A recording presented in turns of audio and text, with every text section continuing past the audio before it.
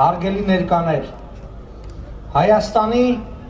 1918-20 թվականների Հանրապետության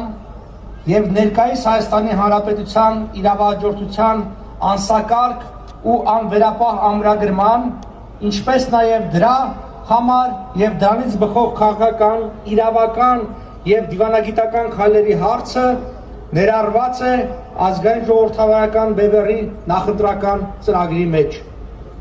Առաջին հայացքից դա կարող է թվալ զուտ գիտական և գործնական քաղաքականության հետ բնավ կապ չունեցող հարց։ Սակայն եթե այդպես մտածենք, ապա չարեչար սխալված կլինենք։ Հայաստանի Հանրապետությունների իրավահաջորդության, այն է իրավական շարունակականության հարցը հույժ կարևոր կիրառական խնդիր է ներկա գործնական դիվանագիտության մեջ։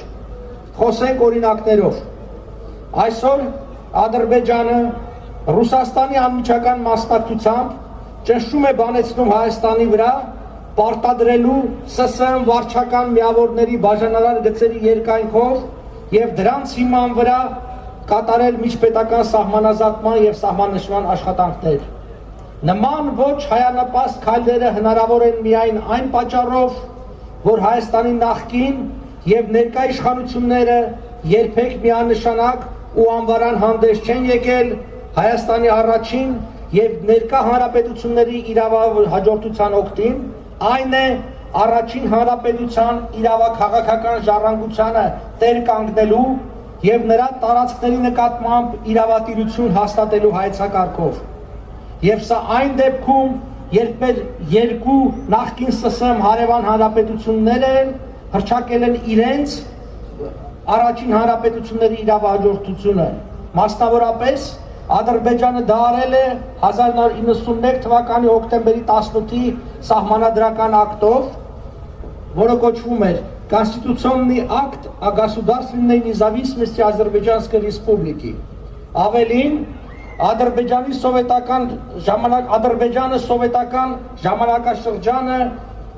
համարել է որպես օկուպացիոն շրջան։ Առաջին հոդվածը մասնավորապես ասում է. Вторжение 27-28 апреля 1920 года 11-й армии РСФСР в Азербайджан, аннексия территории республики, свержение Азербайджанской Демократической Республики субъектом международного права является оккупацией России независимого Азербайджана։ Ուստի առաջնահերթ միակ հարցը, որ այսօր Հայաստանի Հանրապետությունը պիտի քննարկի Ադրբեջանի հետ միջազգային հանրության մասնակցությամբ, դա Հայաստանի և Ադրբեջանի առաջին հանրապետությունների սահմանների հարցն է, դրանց իրավական հիմքերը և ներկայիս կարգավիճակը։ Դա կարելի է անել փոխադարձ համաձայնությամբ միջազգային դատարանի ստատուտի համար 36-րդ հոդվածի A և B կետերի հիման վրա, ինչպես նաև առանց փոխադարձ համաձայնությամբ ՄԱԿ-ի միջնորդությամբ նույն ստատուտի 65-րդ հոդվածի հիման վրա։ Խոսելով Արցախի հակամարտության մասին, Ադրբեջանը հաճախ է խոսում միջազգային իրավունքի մասին, բայց փոխարենը անընդհատ վկայակոչում է սովետական կուսակցական որոշումներն ու անօրինական գործողությունները։ Եթե նա վստահ է, որ ըստ միջազգային իրավունքի Արցախը և շրջակա տարածքը պատկանում է Ադրբեջանին, ապա չպիտի վարանի և Հայաստանի հետ միասնաբար պիտի դիմի ՄԱԿ-ի դատարանին։ Անհրաժեշտ եմ համարում մի անգամ ևս հիշեցնել, որ Հայաստանի Հանրապետության և Ադրբեջանի Հանրապետության միջպետական սահմանը որոշվել է 1920 թվականի փետրվարի 24-ին Ազգերի լիգայի խորհրդի կողմից հատուկ ստեղծված Հայաստանի Հանրապետության սահմանները որոշող հանձնաժողովի կողմից, որին մաս են կազմել Ազգերի լիգայի մշտական անդամներ, խորհրդի մշտական անդամներ Բրիտանական կայսրությունը, Ֆրանսիան, Իտալիան և Ճապոնիան։ Հարգելի ներկաներ, Հայաստանի և Թուրքիայի հարաբերությունները ևս պետք է կարգավորվեն միջազգային իրավունքի հիման վրա։ Սպառնալիքներն ու ճնշումները տեղ պիտի չունենան մեր հարաբերություններում։ Հետևաբար, այստեղ ևս վճռորոշ դեր ունի իրավահաջորդության հարցը։ Հայաստանի ներկա հանրապետությունը առաջին հանրապետությունից ժառանգել է հայ-թուրքական այլ սահման, որը ընդհանուր որևէ բան չունի սովետա-թուրքական ներկա սահմանի հետ։ Ըստ այդմ, հայ-թուրքական հարաբերությունները եւս պիտի կարգավորել նույն ընթացակարգով, ինչը հնչեցվեց քիչ վերը, այն է միջազգային դատարանի միջոցով միջնորդ երկրների մասնակցությամբ։ Հայ-թուրքական սահմանը որոշող Վուդրո Վիլսոնի իրավարար վճիռը հայցադիմումը ստորագրել է բրիտանական կայսրությունը, Ֆրանսիան եւ Իտալիան, իսկ իրականացրել է այդ վճիռը Միացյալ Նահանգները։ Հետևաբար այն կատարման համար պարտադիր է առնվազն այս 4 երկրների համար, ինչպես նաեւ Թուրքիայի Հանրապետության համար, որը նախապես տվել էր իր համաձայնությունը ընդունելու եւ ի կատար ածելու ցանկացած վճիռ, որը կայացներ Վուդրո Վիլսոնը։ Հարգելի ներկաներ,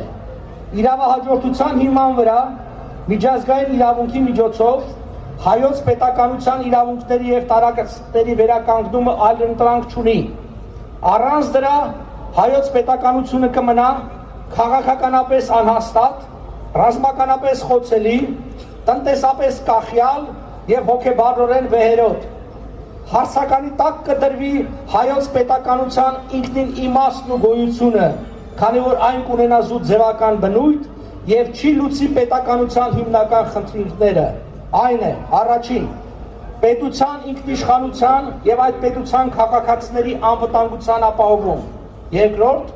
երկրի տնտեսական զարգացման եւ այդ երկրի քաղաքացիների բարեկեցության համար նպաստավոր պայմանների ստեղծում։ Եվ երրորդ,